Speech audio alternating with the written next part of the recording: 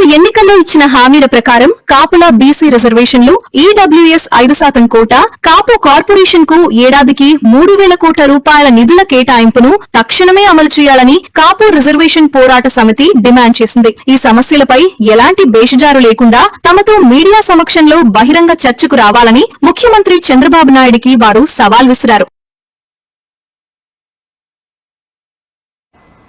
గత సాధారణ ఎన్నికల్లో కాపులకు సంబంధించి అనేక హామీలు ఇచ్చిన కూటమి ప్రభుత్వం, ప్రత్యేకించి ముఖ్యమంత్రి చంద్రబాబు నాయుడు అధికారంలోకి వచ్చి 2 సంవత్సరాలు దాటినప్పటికీ ఎలాంటి హామీల అమలు విషయంలో ఎదుగు పొదుగు లేదు అనే విషయంలో మాత్రం కాపు రిజర్వేషన్ పోరాట సమితి అయితే కన్నెర చేస్తున్న పరిస్థితులు మనం చూస్తున్నాం.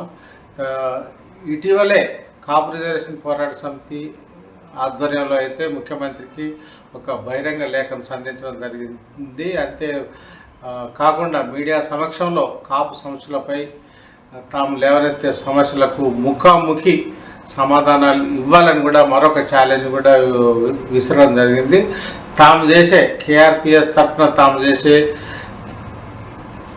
ప్రస్తావించే అంశాల విషయంలో ఏమైనా తప్పులు ఉంటే కేసులు పెట్టి కూడా తమని కేసులు పెట్టి అరెస్ట్ చేసుకోవచ్చు అనే రీతిలో కూడా వాళ్ళు తీవ్రంగా స్పందించారంటే సవాల్ విసిరారంటే ఈ కాపుల సమస్య రిజర్వేషన్లు కావచ్చు, ఇటు ఈడబ్ల్యూఎస్ కోటా కావచ్చు, కాపు కార్పొరేషన్ నిధులు కావచ్చు, విదేశీ విద్య సంబంధించి కానీ అనేక సమస్యలకు సంబంధించి ఎంతటి తీవ్రత ఉందో ఇప్పుడు మనం అర్థం చేసుకోవచ్చు. కూడా దీనికి సంబంధించి ఇప్పటికీ 2 వారాలు దాటినప్పటికి కూడా కాపు రిజర్వేషన్ పోరాట సమితికి ఇచ్చిన సవాల్కైతే ముఖ్యమంత్రి నుంచి ఎలాంటి సమాధానం లేకపోవడాన్ని కూడా కాపు రిజర్వేషన్ పోరాట సమితి నేతలైతే గ్రహించడం జరుగుతుంది. ముఖ్యంగా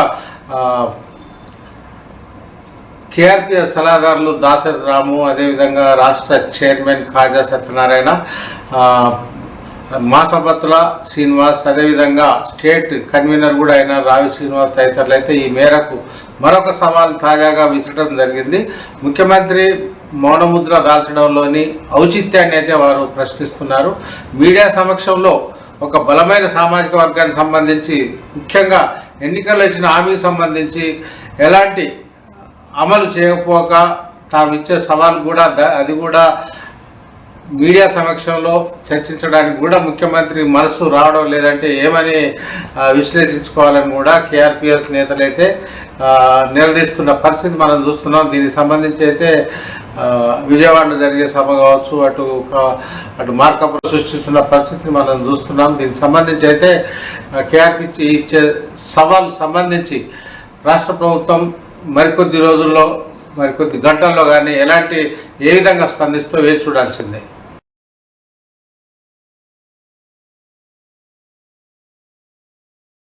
గౌరవ మీడియా మిత్రులు, ప్రింట్ మీడియా, ఎలక్ట్రానిక్ మీడియా మరియు సోషల్ మీడియా మిత్రులందరికీ నమస్కారాలు.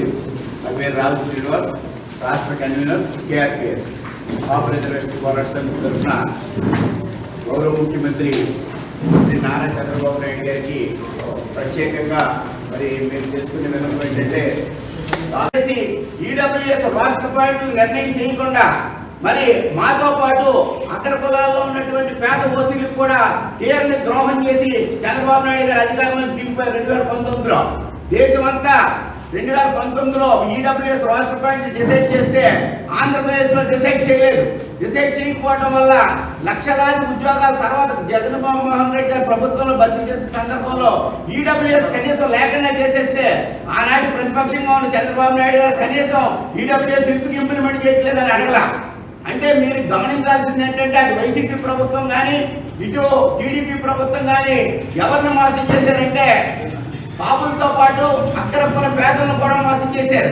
అంటే మీరు అగ్ర కులాల్లో ఉండి మీ కుర్చీలు కాపాడుకోవడానికి మరి ఎంతసేపు కూడా ఓట్ బ్యాంక్ రాజకీయాలే తప్ప అగ్ర కులాల్లో ఉన్న పేదల గురించి కానీ, ఓసీలో ఉన్నటువంటి ఇతర పేదల గురించి కానీ, కాపుల్లో ఉన్న పేదల గురించి కానీ అటు వైసీపీ ప్రభుత్వం కానీ ఇటు టీడీపీ ప్రభుత్వం కానీ ఏమీ న్యాయం చేయలేదు.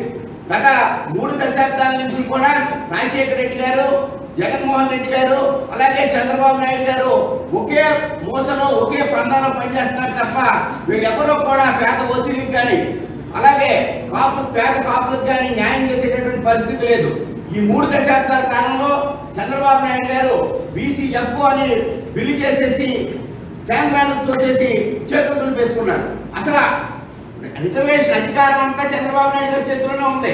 ఎంతసేపు ఆయన ఇవ్వకుండా గత ప్రభుత్వంలో మేము ఈడబ్ల్యూఎస్ ఇచ్చాం, అది జగన్మోహన్ రెడ్డి గారు తీసేశారని వారి అనుకూల మీడియా ద్వారా రాంగ్ నోషన్లో ఆంధ్రప్రదేశ్ ప్రజానీకాన్ని తప్పుదారి పట్టిస్తున్నారు. అయ్యా చంద్రబాబు నాయుడు గారు, మీరు ఈడబ్ల్యూఎస్ రిజర్వేషన్ ఎక్కడిచ్చారో చూపించండి. లేదు ఇప్పుడు మీరు అధికారంలో ఉన్నారు, ఇప్పుడు ఇవ్వండి సాధ్యమైతే. ఇప్పుడు ఈడబ్ల్యూఎస్ రిజర్వేషన్ మీకు ఇప్పుడు సాధ్యమైతే ఇప్పుడు ఇవ్వండి, మేమే అభ్యంతరం లేదు, అవకాశం లేదు. భారతదేశంలో ఏ రాష్ట్రంలోనూ కూడా ఈడబ్ల్యూఎస్ 5+5 గా కానీ 6+4 గా కానీ 7+3 గా కానీ డివిజన్ చేసిన దాఖలాలు లేవు. ఎక్కడైనా చూపించమన్నాడు చంద్రబాబు నాయుడు గారిని.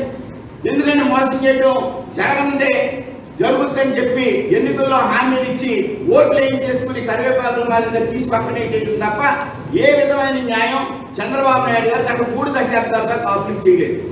అయ్యా ఇప్పటికైనా మీరు వైఖరి మార్చుకుని మీరు మాకు న్యాయం చేస్తే కేఆర్పిఎస్, టీపీకే చేసి కాపు సంఘాలన్నీ కూడా మీకు ఏకపక్షంగా టీడీపీ కూటమి ప్రభుత్వానికి మేము మద్దతుగా నిలుస్తాం. మీకు బహిరంగంగా మీడియా సమక్షంలో మేము హామీ ఇస్తున్నాం. చంద్రబాబు నాయుడు గారు రిజర్వేషన్ల విషయంలో మీ వైఖరి ఏంటి చెప్పండి. మీరు కాపులకి రిజర్వేషన్ ఇవ్వగలరా, ఇవ్వలేరా?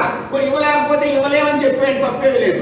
అంతేగాని నిత్యం మోసం వద్దు, నిత్యం దగావద్దు, నిత్యం నయవంచన వద్దు. మీరు ఇవ్వగలిగితే ఇవ్వగలం, ఇవ్వలేకపోతే ఇవ్వలేం, కాపులకు రిజర్వేషన్ ఇవ్వలేము అని చెప్పండి. అక్కడితో ఆ చాప్టర్ క్లోజ్ అయిపోతుంది. ఎందుకు ఇవ్వగలిగిన వాళ్ళు ఎవరో చెప్తారు. ఇవ్వగలిగిన వాళ్ళు కాపులకు రిజర్వేషన్లో ఇవ్వడం అనేది పూర్తిగా రాజకీయ నిర్ణయం. ఇవ్వాలంటే 100% ఇవ్వచ్చు, ఇవ్వకూడదు అంటే ఇవ్వకూడదు.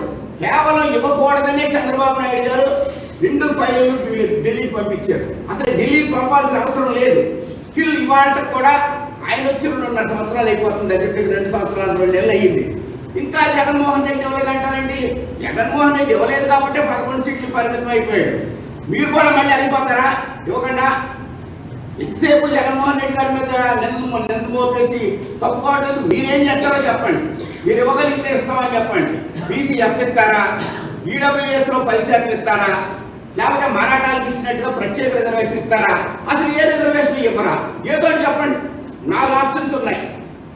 ఈడబ్ల్యూఎస్ లో 5 ఇస్తారా, బీసీఎఫ్ ఇస్తారా, మరాఠాలకు ఇచ్చినట్టు ప్రత్యేక రిజర్వేషన్ ఇస్తారా, లేకపోతే ఏది ఇవ్వరా? ఏదో చెప్పాడు. దయచేసి కాపుల జీవితాలతో ఆడుకోవద్దు. చంద్రబాబు నాయుడు గారు దయచేసి మీరు ఇచ్చినటువంటి హామీలు ఏదైతే ఉన్నాయి, ఇవాళ బీసీకి 34% రిజర్వేషన్ ఇస్తా అన్నారు. గౌరవ ప్రింట్ మీడియా, ఎలక్ట్రానిక్ మీడియా మీరు కూడా గమనించండి. బీసీలకు 34% స్థానిక సంస్థల్లో రిజర్వేషన్స్ ఇవ్వడం ద్వారా గత ప్రభుత్వం జగన్మోహన్ రెడ్డి గారి ప్రభుత్వం కావచ్చు, కేసీఆర్ గారి ప్రభుత్వం కావచ్చు, వాళ్ళు 50% రిజర్వేషన్ పట్టుబడి ఎదురుకెళ్ళారు. కాదు మేము 34% ఇస్తామని చెప్పి కూటమి ప్రభుత్వం మేనిఫెస్టోలో పెట్టింది. అంటే కూటమి ప్రభుత్వం మేనిఫెస్టోలో పెట్టడం ద్వారా 50% రిజర్వేషన్ దాటి మేము ముందుకెళ్తామని చెప్పి కూటమి నాయకత్వం ఒప్పుకుంది. ఆ దిశగా ఇప్పుడు బీసీ డెడికేటెడ్ కమిషన్ నియామకం చేసి బీసీలకి స్థానిక సంస్థల్లో 34% రిజర్వేషన్లు ఇవ్వడానికి ముందుకెళ్తున్నారు. మేము దాన్ని మనస్ఫూర్తిగా స్వాగతిస్తున్నాం. మేము అదేవిధంగా మేము కూడా అడుగుతున్నాం, స్థానిక సంస్థల్లో బీసీలకు 34% రిజర్వేషన్లు ఇచ్చినప్పుడు కాపులకి, కాపు, తెలగ, బలిజ, ఒంటరి కులాలకి 12% ప్రత్యేక రిజర్వేషన్లు ఇవ్వడానికి మీకు ఇబ్బంది ఏంటి? మీరు 50% క్రాస్ చేసి వెళ్తున్నారు కదా. 50% క్రాస్ చేసి వెళ్తున్నప్పుడు మాకు కూడా స్థానిక సంస్థల్లో 12% ఇవ్వడానికి మీకు ఇబ్బంది ఏంటి చెప్పండి. ఇవాళ పంచాయతీరాజ్ మినిస్టర్ కాపు సామాజిక వర్గం, మున్సిపల్ అడ్మినిస్ట్రేషన్ మినిస్టర్ కాపు సామాజిక వర్గం. ఏంటి మాకు ఉపయోగం? గత ప్రభుత్వంలో వ్యవసాయ శాఖ మంత్రి కాపు సామాజిక వర్గం. కాపులకి, కౌలు రైతులకి భరోసా ఇవ్వలే. కాపు కౌలు రైతులకు భరోసా ఇవ్వలేదు వైసీపీ గవర్నమెంట్లో. మేము అడిగినా సరే వాళ్ళు వ్యవసాయ శాఖ మంత్రి కాపు సామాజిక వర్గమే. ఇవాళ స్థానిక సంస్థల్లో పంచాయతీరాజ్, మున్సిపల్ అడ్మినిస్ట్రేషన్ మినిస్టర్లు ఇద్దరు కాపులే. మరి ఎందుకు సాధ్యం కాదు? బీసీలకు 34%, స్థానిక సంస్థల్లో రిజర్వేషన్ 50% క్రాస్ చేసి ప్రభుత్వం ఎదురుకెళ్ళేటప్పుడు కాపులకు ఎందుకు సాధ్యం కాదు? అలాగే బీసీలకు 34% స్థానిక సంస్థల్లో సాధ్యమైనప్పుడు మీరు కూడా ఆలోచించండి, విద్యా ఉద్యోగాల్లో ఎందుకు సాధ్యం కాదు? విద్యా ఉద్యోగాల్లో కూడా 34% వచ్చు కదా. ఎంతకాలం ఈ ద్వంద్వ నీతి, ఎంతకాలం ఈ ద్వంద్వ విధానాలు ఒకసారి ఆలోచించండి. ఎప్పుడు కూడా విధానం ద్వంద్వ విధానమేనా? ఎప్పుడు ద్వంద్వ నీతేనా? మీరు ముస్లిం రిజర్వేషన్స్ హైకోర్టు 2 సార్లు కొట్టేసింది. మీరందరూ గమనించాలి. ముస్లిం రిజర్వేషన్ హైకోర్టు 2 సార్లు కొట్టేసింది. 2 సార్లు కొట్టేస్తే రాజశేఖర రెడ్డి గారి ప్రభుత్వం మీకు దాంట్లో స్పెషల్ లీవ్ పిటిషన్ వేసి, హైకోర్టులో స్పెషల్ లీవ్ పిటిషన్ వేసి మీకు స్టిల్ ఇవాటికి కూడా ఆ స్టే ద్వారా కొనసాగుతూ ఉంది. 20 సంవత్సరాల నుంచి ముస్లింలు స్టే ద్వారా రిజర్వేషన్ పొందుతున్నారు. ఆంధ్రప్రదేశ్ హైకోర్టు సంబంధించిన జీవో నెంబర్ 30ని తొంగలకు తొక్కేశారు. కాపులు ద్వితీయ శ్రేణి పౌరులు ఆంధ్రప్రదేశ్లో. కాపులంతా అమాయకులు ఈ సమాజంలో మరొకరు లేరంటానికి ఇదే ఉదాహరణ. హైకోర్టు సంబంధించిన మా జీవోను తొంగలకు తొక్కేసినటువంటి చంద్రబాబు నాయుడు గారు ఎన్డీఏ ప్రభుత్వంలో ఉండి ముస్లిం రిజర్వేషన్ నేను సపోర్ట్ చేస్తానంటున్నారు. ఆయన ఎన్డీఏ విధానాలు ఫాలో అవుతున్నారు. ఆయన కాపులు 2014లో ఆయన ఉపయోగించుకున్నారు రాజకీయంగా, 2024లో ఉపయోగించుకున్నారు. మేము ఆయనకి బ్యాక్ బోన్ లో ఉంటాం. లేదంటే ఈ కరపత్రం ఏదైతే కరపత్రం ఉందో, ఈ కరపత్రం ఆంధ్రపత్రాన్ని ప్రతి కాపు గుమ్మానికి పనిచేస్తాం. ఏం అనుమానం లేదు. కాపులు ఓట్లు చంద్రబాబు నాయుడు గారు కావాలా వద్దా? చంద్రబాబు నాయుడు గారిని అడుగుతున్నాం. మేము ఎవరిని అడగట్లేదు, ఎవరిని అడగం కూడా. ఈ రాష్ట్ర ముఖ్యమంత్రి చంద్రబాబు నాయుడు గారిని అడ్రస్ చేస్తున్నాం. మేము మరొకరిని ఎవరిని అడ్రస్ చెయ్యం, ఆయన్నే అడుగుతున్నాం. దయచేసి చంద్రబాబు నాయుడు గారు మీరు కాపుల విషయంలో చేయండి, ఏదో ఒకటి చేయండి. నమస్కారం అండి. మీడియా మిత్రులు దయచేసి కొంచెం మా ఆవేదన తెలియజేయాలని కోరుతున్నాం.